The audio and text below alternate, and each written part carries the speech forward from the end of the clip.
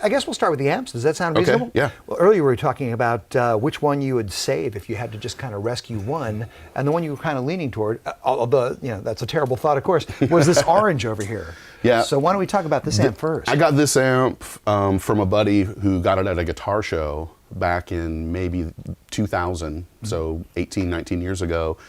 And it's a 68 orange that was originally wrapped in the black Tolex. And it sounds ferocious. It's got a huge sound and a lot of bottom. And I use it primarily as a layering amp. So if we've got the main left and right guitars that are all, big and blown out and distorted, then this guy comes in down the center, much cleaner tone. But really, you can really pick out all the notes and the clarity that it provides. Yeah, so even though it's in a new context, that's the kind of thing that Peter Green was plugged into back in the day.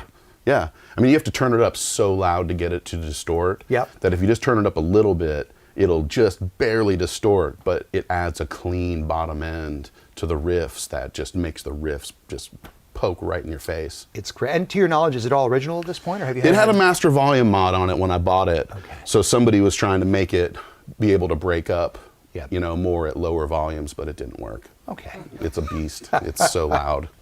Well, where do you want to go from there? I mean, you've got these two great Laneys here too. I mean, if we do it chronologically, I guess we can stay in the 60s for a while. Again, I got these from a buddy of mine that used to go to guitar shows in Los Angeles all the time, and he would call me up and be like, "Yo, Nick, there's these Laney clips down here, and this is what they want," and I'd be like, "Cool, get them." And this is a 60 watt, and this is a 100 watt, and I think it's Laney's version of a Marshall Plexi at the time. Yeah, which is pretty unusual. Yeah, and they're really, really loud, but they have this clip circuit on them, and they both have it, and it's like a super, super fuzz, almost like a super fuzz pedal. So you can click that in, and you can add the volume of it into your dry tone, and it just gets really, really blown out, like the band Fu Manchu. It gets like that type of guitar sound. Okay. And Sabbath. The story that I heard is Tommy Iommi used these on a couple Sabbath albums, so, but they're great. They're really different. They've got a character unlike any of these other amps. Yeah, well, they really look beautiful, and I'm sure they sound beautiful as well. Yeah, they sound great. Should we go that way Sure. and then come back? And This is a 30 watt Hiwatt, and this was Hiwatt's attempt to make like an AC30 type amp, type head. And this particular model of these 30 watt heads were built by Selmer, because Hiwatt changed ownership a bunch of times in the mid 70s and 80s, and the Selmer company made these. Okay. Now, since it's a Selmer thing, does it have a lot of headroom? It's got a lot of headroom, and it distorts at a nice low volume. Like, you can see here, the volume is around 1 o'clock and the master volume is around 9 o'clock, and that sounds like a jangly AC30. Cool. It's a really cool sounding head. Cool. Now, do you have a cabinet you would prefer to run that through typically? I put them through all these. It's always different. It depends on the vibe of the song and what guitar is being used, and that Marshall basket weave is a great combination with that Laney, because it's not too high gain. And does that still have 25 watt greenbacks? It's got 25 watt greenbacks, Cool. so they distort nice and easy. Cool. And then like the white Marshall over there has 75s in it. Okay. So then you can really open it up. I'd use the orange through the white Marshall. Well, since we're looking over this way, maybe we should talk about the Marshall over here and also about the Alex Lifeson signature head. This black Marshall is a 2550, which is a black cased version of a Silver Jubilee that they put out in the late 80s. Cool. And the Silver Jubilee is kind of famous because it's the slash head. Yes. That's what he used on the early Guns records, and it's just got that amazing tone. And I bought this at a little guitar store in Los Angeles, and I don't even remember the name, because I couldn't afford a Silver Jubilee because they're super expensive and they hadn't been reissued at the time. So I got a lot of these amps in the late 90s, early 2000s, kind of when I was starting my collection of amps and guitars to use on records, because a lot of dudes in bands don't have a lot of variety. Right. They've got kind of, their touring guitar and their touring amp, and they might have some stuff at home or whatever, but for making records, it's like you get all these sound ideas and you wish you had, an SG and a 2550 and a basket weave with 25s in it. So It just kind of helps create all the layers of sound for the guitar. But this is a great head. It sounds great. And then on top of it, when I worked with Rush, we used this head a bunch on the Snakes and Arrows record. And Alex loved it, you know, which I couldn't believe because I'm like, well, you're Alex Lifeson, you must have thousands of heads. And he didn't. Oh, really? Yeah. So we ended up. He's Alex Lifeson. He must I know, have thousands they of heads. sold all their stuff. So we ended up using that head a bunch on the record, and then a year or so later, he came out with, I guess, a Canadian company made a custom Alex head, and they called it Lurkst, and it's kind of a version of this. So it's just another version of a kick-ass sounding Marshall. Yeah, and kind of another something else in emulation of the Silver Jubilee. Yeah, it's just another flavor. Yep. You know. Cool. I know we skipped a couple over there too. Do you want to go to the floor and work our way back, or start? Let's go over here to the Masco. Okay.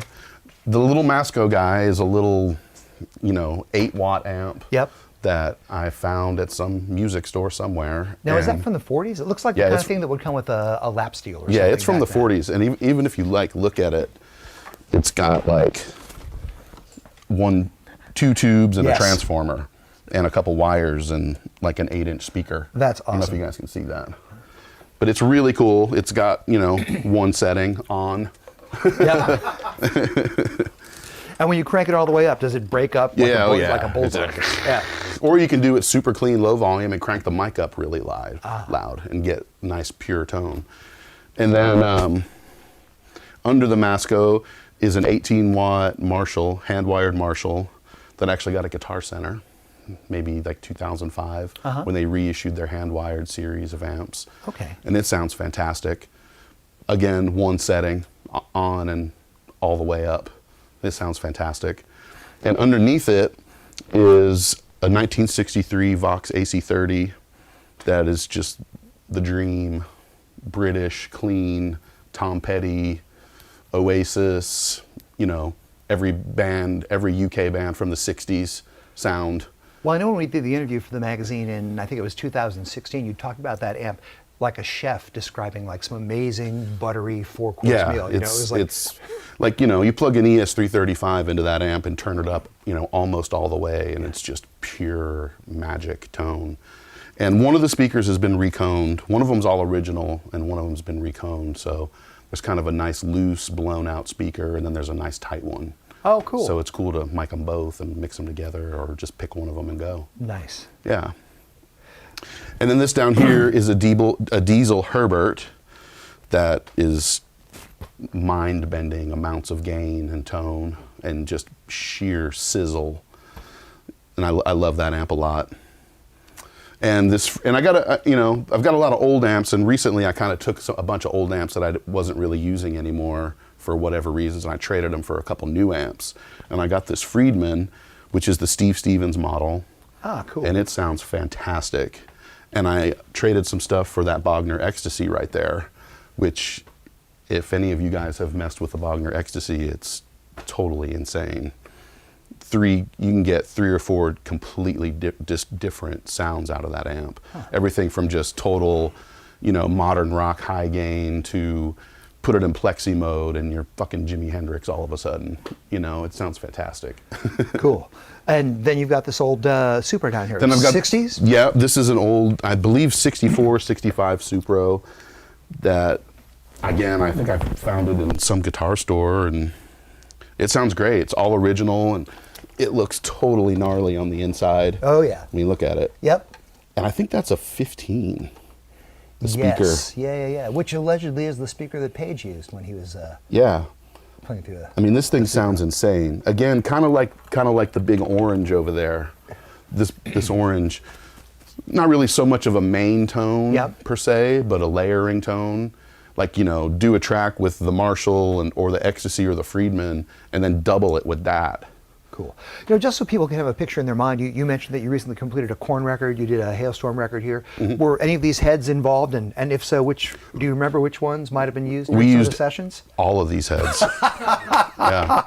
Awesome. I don't think we used this one on the Korn album. Okay.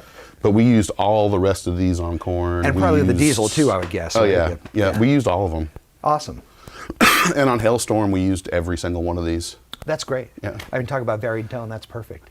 They It's a all get giant used. tone menu. Yeah, and they always sound different. You know, it's like if I'm playing a guitar track on a record through any of these combinations, and then you come in and play, it's going to sound. It's that whole thing of everybody plays different. Yep. It's going to sound different. Yep. It's true. You know, and even though I'm using a lot of the same amps, kind of over and over, it's never the same settings.